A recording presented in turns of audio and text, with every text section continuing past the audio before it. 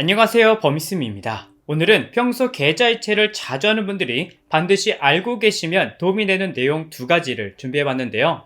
만약 모르고 있다간 언젠가 엄청난 세금 폭탄을 맞을 수도 있기 때문에 오늘 내용 잘 기억해 두시면 큰 도움이 될 수 있습니다. 그럼 어떤 내용이냐? 첫 번째는 차고송금 반환 정책입니다. 차고송금 반환 정책은 제가 최근에도 한번 안내해드렸지만 여전히 잘 모르고 있다가 피해를 입고 계신 분들이 계신다고 해서 간단하게 짚고 넘어갈게요. 알고 계신 분들은 두 번째 내용으로 바로 넘어가면 됩니다. 먼저 차고송금은 우리가 상대방에게 계좌이체를 할 때 실수로 계좌번호 또는 금액을 잘못 적어서 보냈을 때 예금보험공사가 대신 돈을 받아서 되돌려주는 제도인데요. 보통은 돈을 잘못 받은 사람이 다시 되돌려주는 게 일반적이지만 사실 되돌려받는 경우는 절반도 안 되고 일부 사람들은 전화를 피하거나 끝까지 되돌려주지 않는 경우가 많다고 합니다. 하지만 현행법상 강제로 되돌려받을 수 있는 수단이 없기 때문에 결국 소송으로 되찾는 방법밖에 없어서 대부분 포기한다고 합니다.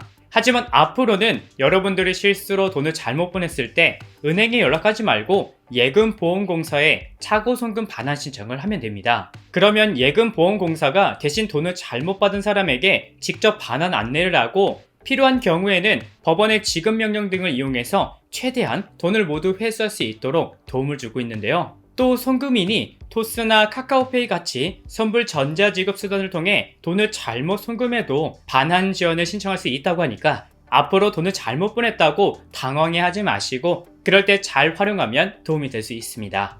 두 번째, 가족 간 계좌이체 증여세.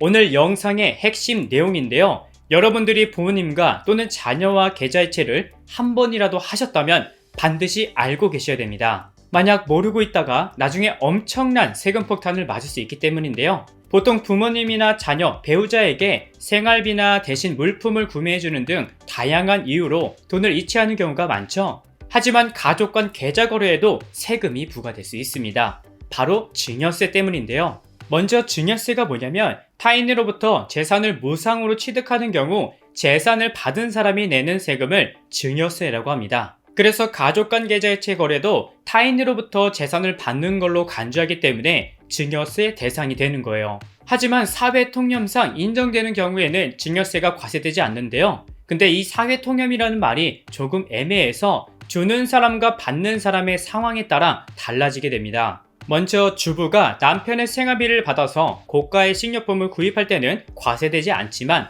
만약 생활비로 저축하거나 주식, 주택을 구입한다면 증여세를 내야 됩니다. 그리고 혼수용품으로 부모가 자녀에게 가전제품이나 가구 등을 보태줄 때도 과세되지 않지만 집이나 자동차 등의 사치 호화품은 인정되지 않아서 증여세가 과세되고요. 최근에는 할아버지 할머니 찬스라고 해서 영어 유치원 등록이나 손주들 유학비까지 대주는 경우가 있는데 이 경우에도 모두 증여세가 과세됩니다. 그런데 증여세가 발생해도 일정 금액까지는 돈을 내지 않도록 공제해주고 있는데요. 배우자는 6억 원, 부모 자식 간에는 5천만 원까지 세금을 공제해주고 있지만 미성년자 자녀에게 증여할 때는 5천만 원이 아닌 2천만 원까지 가능합니다. 그리고 사위와 며느리의 경우는 1천만 원까지 공제를 해주는 등 가족 관계에 따라 공제되는 금액이 조금씩 다르니까 영상을 잠시 멈춰서 확인하시고 넘어가면 좋을 것 같아요. 근데 만약 이 금액을 넘을 경우 어떻게 되느냐? 최소 10%에서 최대 50%의 세율을 적용해서 증여세액을 계산하는데요. 하지만 주의할 점은 이 공제 금액이 증여를 할 때마다 적용되는 게 아니라 처음 증여받은 그 날짜로부터 10년 동안 금액을 합산해서 계산한다는 거예요. 예를 들어 볼게요. A씨가 10년 전 부모님으로부터 1억을 받고 1년 전 또 1억을 증여받았습니다. 그럼 10년 동안 총 2억 원을 증여받는 거죠. 이때 A씨에게 적용되는 증여세는 먼저 2억 원에서 공제되는 금액 5천만 원을 제외하고요. 나머지 1억 5천만 원에서 정해진 세율 20%를 곱해줍니다. 그리고 마지막으로 누진 공제액을 제외해주면 A씨가 실제 납부해야 하는 증여세는 2천만 원이 되는 거예요.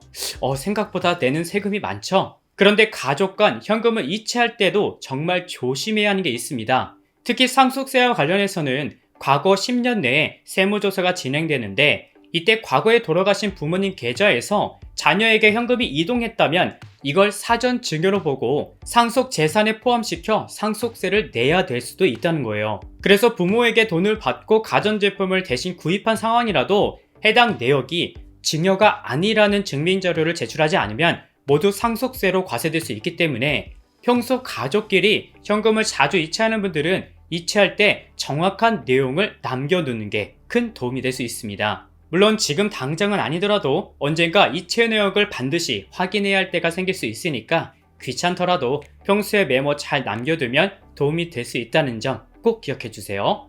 오늘은 이렇게 평소 계좌이체를 자주 하는 분들이 반드시 알고 계시면 도움이 되는 내용을 준비해봤는데요. 실수로 돈을 잘못 송금하는 경우나 가족 간 계좌이체는 일상생활에서 흔히 일어나는 상황이기 때문에 오늘 내용 잘 참고하셔서 억울한 일이 생기지 않도록 주의하셨으면 좋겠습니다. 오늘은 여기까지 준비했고요. 저는 다음 영상에서 다시 인사드릴게요. 시청해주셔서 감사합니다.